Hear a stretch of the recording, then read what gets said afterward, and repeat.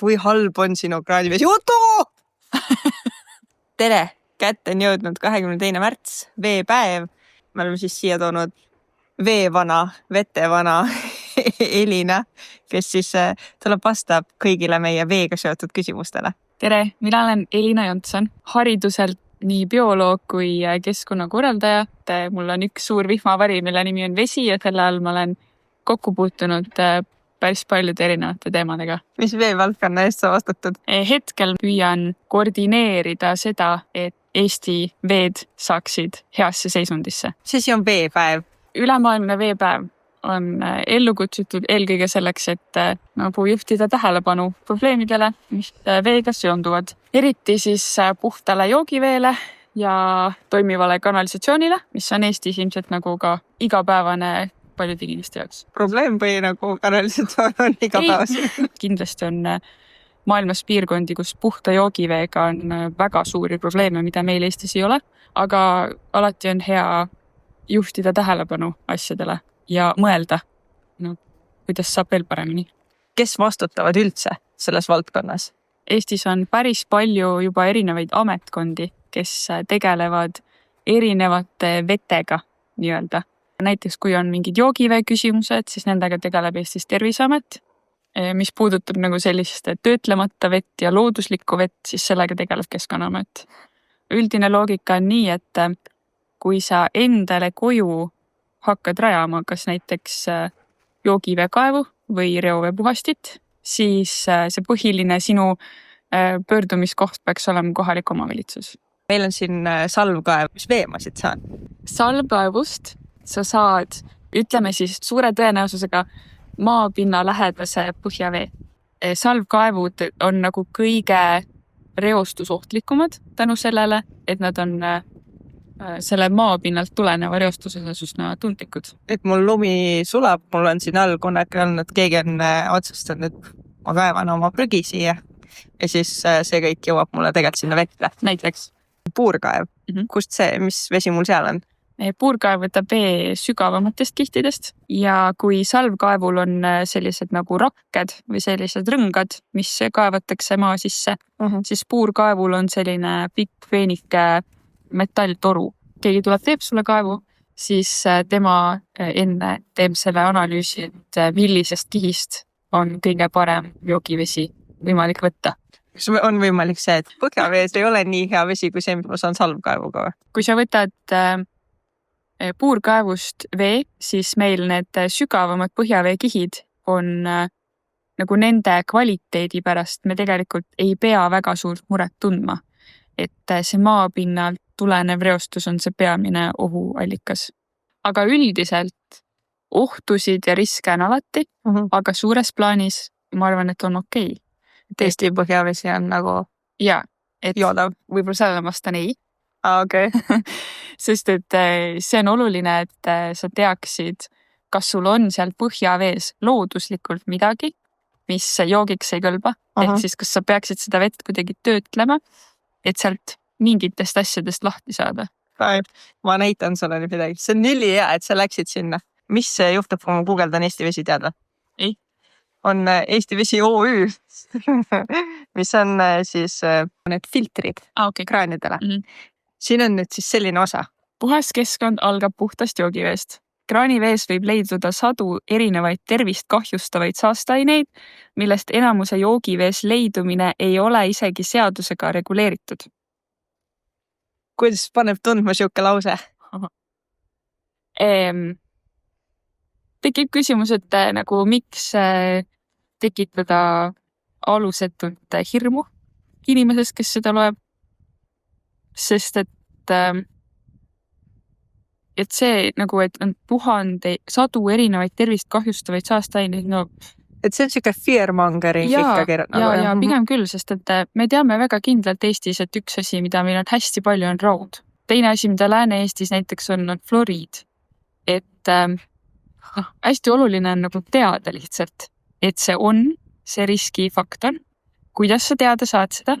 On mõistlik enda kaevuveest lasta teha analüüse. Okei, kus ma saan teha analüüsi? Sest nagu kõik need ettevõtted, kes müüvad mul filtrit, pakuvad seda, et me teeme sulle analüüsi ja no mina isiklikult, et kui sa müüd mulle seda toodet, siis ma ei taha, et sina oleks see on nagu huvide konflikt, vaata, et kust ma saan selle analüüsi? No kindlasti on neid mitu, kes teevad joogivee analüüse, kelle laborid on selleks võimekad. Üks neist on kindlasti Terviseameti labor, et neid sõltumatuid laboreid on. Terviseamet oli siis 6 aega tagasi, oli just üks artikkel, kus oli siis, et sotsiaalmeedias levib väga palju valeinfot ja videoid siis asjade kohta. Ja siis sellega seoses ma näitan sulle ühte videot. Kas sa jooksid seda vett? No nii, Alar, sina selle imelise masina mulle oled toonud ja äkki räägid ka rahvale, mida see endast kujutab ja mis siis tegelikult kraani sees on? Seda nimetatakse pöördosmoosi veepuhastusfiltriks. Siin on 2 kraani. Kas sa saad täiesti selle puhta vee, mida sa võid kasutada triikraudades või toidu tegemiseks või ükskõik kus kohtas, või on siis mineraliseeritud vesi. Nii, katse jaoks on meil vaja 2 aparaati. See on nüüd TDS-meeter, aga see on nüüd üks väga kaval asi. Igal pool maailmas kasutatakse elektrolüüsi. Elektrolüüs toob välja mitte ainult head, vaid ka halvad asjad. Ja nüüd ma näitan teile, kuidas see asi käib. Nüüd ma võtan siia sisse kraanivett ja nüüd ma võtan teile sisse puhast vett. Vee tihedus. Palju see tuleb? 241. Puhas vesi. Milline tema seis on? Palju on? 0,7. 241 ja siin on 7. No nii. Ja lülitame ta sisse. Nagu te näete, siin juba väiksed mullikesed tekivad, juba hakkab midagi keema. Siis 0,5 sentimeetrit on igasuguseid imelikke asju. Otsa! Kas sa tahaksid sellist asja juua? Mitte kunagi enam. Ja inimesed lihtsalt nad vaatavad, jah, vesi on ilusa valge, aga mida nad tegelikult sisse joovad, seda nad ei tea. Me koosneme peaaegu 80% ulatuses veest ja kui vesi, mis meid ümbritseb ja mida me sisse sööme ja joome, on halb, siis me ka ise, meie organism muutub haigeks. Okei, alustame sellest, sa võrdled destilleeritud vett ja nagu justkui tavalist sellisest tsentraalsest kraanist tuleb sul selline vesi, mida mina ei oska seda õigete terminitega öelda, aga normaalne vesi, joogivesi, milles ongi mingisuguses hulgas soolasid sees, et see on normaalne. Tavalises kraanivees sul ongi seal mingisugused ioonid sees. Soolaioonid ei ole mingisugune nagu keemia, on nagu tavaline keemia. Et ta ütles, ta mõõtis tihedust, aga tegelikult ta mõõtis elektrijuhtivust ja asi, miks ühel oli 0,07 ja teisel oli midagi, ma ei mäleta, mis see oli 23 või 237 või midagi, on sellest, et ühel on sul mineraalid sees.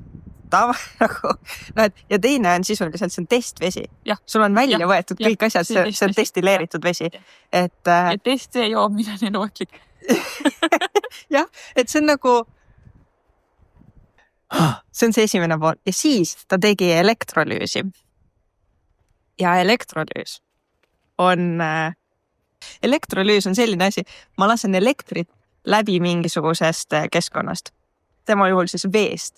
Ja see, et sealt tulevad mullid, ei tähenda, et see keeb.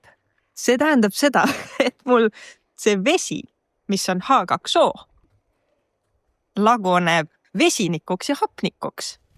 Need on need gaasimullid, see ei ole keemine. Elektrolüüs, näitab mulle seda, et mul on selle vedeliku sees nagu mingisugused ioonid, mis lasevad sellel elektril kergemini liikuda ja tänu sellele me saame selle olukorra, kus mul hakkavad need mullid olema ja 2 gaasi eralduvad, et destilleeritud vees lihtsalt mul ei ole piisavalt ioone, mis kannaks üle neid, et nagu laengukandjaid ei ole nii palju. Minu teada, see ei näita vee kvaliteeti. Ja ei, väga huvitav. Nagu kui sa tahad vee kvaliteeti, siis sa pead analüüsima seal nagu konkreetseid näitajaid. Ja ma panen siia üles, Raketis on ühe korra olnud joogivee leidmise ülesanne. Inimesed, kellel on kalad, testivad pidevalt oma seda akvaariumi vett, sest et spetsiifilised kalad tahavad spetsiifilisi tingimusi. Et eks see oma joogivee testimine käib samamoodi. Sa ei torka elektrolüüsimasinat omale akvaariumisse ja oled nagu roheline sade. See on mullid või ei ole mullid. Et tegelikult et on hästi kindlad näitajad paika pandud, mida nagu võiks analüüsida joogivees. Ja need sellised minu meelest standardid on laboritel olemas, et kui sa küsid joogivee analüüsi oma kaevust, siis nad nagu teavad, mis see standardpakett on. Kui sul endal on veel mingeid hirme millegi osas, siis sa võid alati paluda lisada või sinna nagu küsida, et kas see on seal hõlmatud. Kui sa tahad sellist põhjalikku teadmist ka näiteks mikrobioloogia osas, siis kindlasti pöörduda ikkagi nagu labori poole, kellel on akrediteering selleks, et joogivee analüüsi teha. Tere, teadustoimetaja minutid siia vahele. Video alguses mõõdetud TDS väärtus tähendab inglise keeles Total Dissolved Solids ja näitab sisuliselt seda, kui palju on laengukandjaid selles vees. TDS korreleerub suhteliselt täpselt siis lahuse elektrijuhtivusega. Ehk mida kõrgem see väärtus on, seda paremini lahus elektrit juhib, seda rohkem laengukandjaid seal on. See tähendab, et laengukandjateta vesi, ehk siis destilleeritud vesi, sealhulgas ka pöördosmoosi teel puhastatud vesi, selles on väga vähe laengukandjaid, selle TDS väärtus on madal, see ei juhi peaaegu üldse elektrit. Aga mis juhtub elektrolüüsi protsessis? Elektrolüüsi protsessis juhitakse elektrit lahusest läbi ja selle tulemusena toimub siis elektroodide pinnal, ehk siis need pulgad, mis pannakse vette, mille vahel siis elekter hakkab liikuma. Nende pinnal toimuvad erinevad reaktsioonid. Tööstuses kasutatakse elektrolüüsi protsessi erinevate ainete siis üksteisest või lahusest eraldamiseks. Ja elektrolüüsi protsessi jaoks on vaja täita 3 eeldust. Esiteks on sul vaja elektrolüüti, siis on sul vaja alalisvooluallikat ning kolmandaks on sul vaja elektroode. Videos nähtud aparaadis on alalisvooluallikas ja elektroodid üheskoos olemas. Elektroodid on siis need rauast pulgad, mis sellest masinast välja tulevad. Seega on lisaks sellele masinale tarvis veel ainult elektrolüüti. Definitsiooni järgi on elektrolüüt aine, mis sisaldab endas ioone ja on seepärast ka hea elektrijuht. Kui me nüüd mõtleme tagasi selle TDS testi peale, mis seal alguses oli, siis madala TDS väärtusega lahus ei ole tegelikult sobiv elektrolüüsi läbiviimiseks. Sellest tingituna võiks öelda, et puhta veega ei ole võimalik elektrolüüsi läbi viia ja sellest tingituna ei saa me siis ka tuua ausat võrdlust 2 protsessi vahel, millest üks justkui täidab eeldusi elektrolüüsiks ja teine mitte. Aga mis siis ikkagi on see pruunikas sade, mis sinna kraanivee topsi tekib? Sõltuvalt elektroodide materjalist ja muudest ainetest, mis lahuses olemas on, võib siis sinna tekkida või välja sadestuda veel erinevaid keemilisi ühendeid. Sellise väikese elektrolüüsi masina puhul on need elektroodid tavaliselt rauast. See tähendab, et elektrolüüsi protsessi toimel hakkab ühe raudpulga pinnal toimuma reaktsioon selle sama raudpulga enda ja elektrivoolu toimel ära lõhutud veemolekuli osade vahel. Selle tulemusena tekib lahusesse selline ühend nagu raud 3 hüdroksiid. Kui nüüd välja otsida koolist tuttav lahustuvustabel ja otsida üles sealt see hüdroksiidide rida ja raud 3 iooni rida, siis me näeme, et raud 3 hüdroksiid ei ole vees lahustuv. Seetõttu moodustubki selline pruunikas sade, mida me näeme selles veetopsis. Sisuliselt võiksime me öelda, et osa sellest elektrolüüsimasinast endast lahustub selles kraanivee topsis ja see on see, mida me näeme. Lihtsalt selle vahega, et me ei saa öelda, et ta lahustub, sest tekkiv sade on vees lahustumatu. Aga sisuliselt see pruun osa, see raud, mis sinna sadestub, tuleneb peamiselt sellest elektrolüüsimasinast endast. Ja kui keegi tahab nüüd tulevikus teile endale, teie enda kraaniveega kodus seda sama katset näidata, siis laske tal seda katset korrata, aga teinekord lisage siis lusikatäis soola sinna puhastatud vette. Ja kui öeldakse, et niimoodi ei saa, siis ma arvan, väga hea ettekääne on see, et kui see saab olema minu vesi, siis ma tahan selle sama veega makaroni keeta ja makaroni vette ma ju panen alati enda köögis söögisoola. Nii et kui nüüd see teeb mu vee mustaks, siis mul ei ole ju kasu sellest puhtast veest. Ja vaadake, võrrelge, kuidas siis see puhas vesi soolaga versus tavaline kraanivesi, kuidas need tulemused erinevad. Kusjuures rauast elektroodidega saab viia läbi ka elektrolüüsi ilma selle pruuni sademe tekkimiseta. Kui minna nüüd ajas tagasi ja vaadata Rakett 69 14. hooaega, siis selline osaleja nagu Aaron tegi oma teadusteatris ka elektrolüüsi. Temal oli ka alguses suur probleem, et tema elektroodid lahustusid selles lahuses endas või tekitasid siis sinna selle sama pruuni sademe. Ja ta sai sellest probleemist üle läbi selle, et ta tegelikult vahetas välja elektrolüüdi. Aga kuna meie tänane fookus on just kraaniveel, mis siis enam Aarani katses ei ole elektrolüüt, siis me sinna detailidesse ei lähe.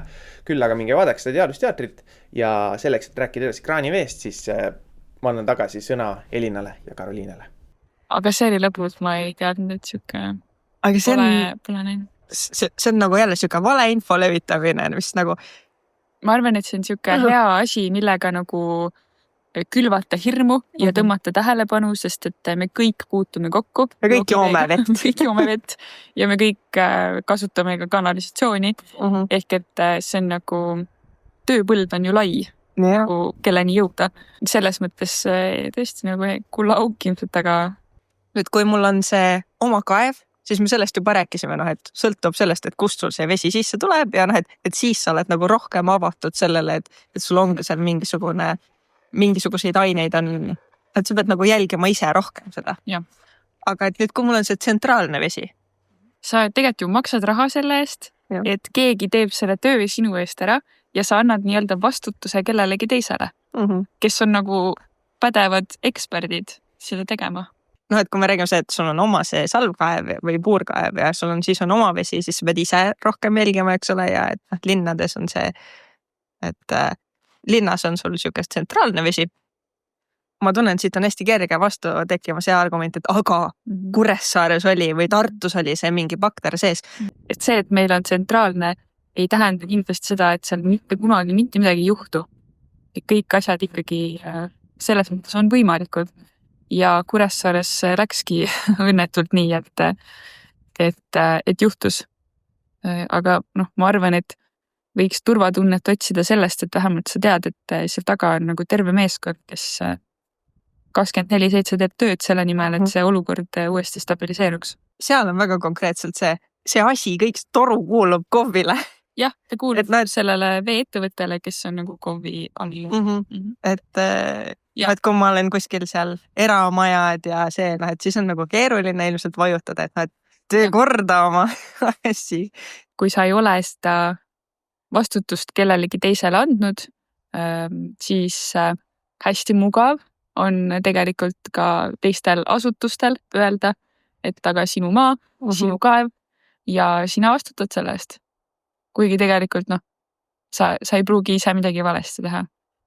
Kui palju on neid, ma ostan siia maatükki, see on minu maatükk, ma siia kaevan augu ja lasen oma käimla vee sinna. See on üks teema, millega ma tunnen, et Eesti nagu maadleb. Tegelikult meil ei ole väga head ülevaadet sellest. Sest et kui ma siin Võrumaa metsade vahel kaevan endale maa sisse ühe mingisuguse mahuti, on ju. Meil on kõik paigaldatud selle õigete asjadega. Aga kes see ikka teab, et mul see mahuti siin on? Ja võib-olla need inimesed ei mõtle alati selle peale, et see päriselt ka võib olla reostusohtlik. See on veits, et pärast mind tulgu või veeuputus, aga see oleks väga halb, arvestades, mida sa oled teinud siin oma maa peal. See on väga halb. Ja see kusjuures on ka see, et kui sa näiteks sa elad kuskil, ma ei tea, jõe ääres ja sa teed endale puhasti kuskile jõe äärde, siis kui üleujutus tuleb, siis ta uhub sul sealt nagu välja asjad. Oleks hea, kui meil oleks nagu kohalikul tasandil ülevaade sellest, kus kellegi mingi asi on. Meil oleks palju lihtsam siis ka nagu seda joogivee puhtust selle üle nagu kontrolli pidada või nagu jälgida seda. Et täpselt see, et ma võin siin puu all teha, mida iganes ma ise tahan. Okei, kas on veel mingisuguseid asju, mis sa tunned, et on katmata?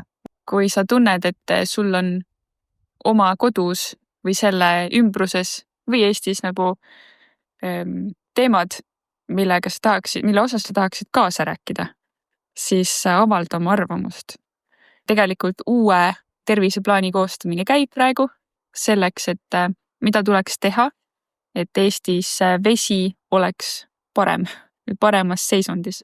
Sinna saab arvamust avaldada, igaüks, paneme lingi. Väga-väga teretulnud, ma arvan, kui just nagu inimesed, kellel on kohalikul tasandil teadmine mingite asjade kohta, ütleksid sõna sekka. Muidu keegi kuskil mõtleb midagi, aga võib-olla see üldse ei käi kokku sellega, mis päriselt on. Kodanikuaktiivsus. Vist me tõmbame siia praegu joone alla. Sai nagu räägitud küll. tšau!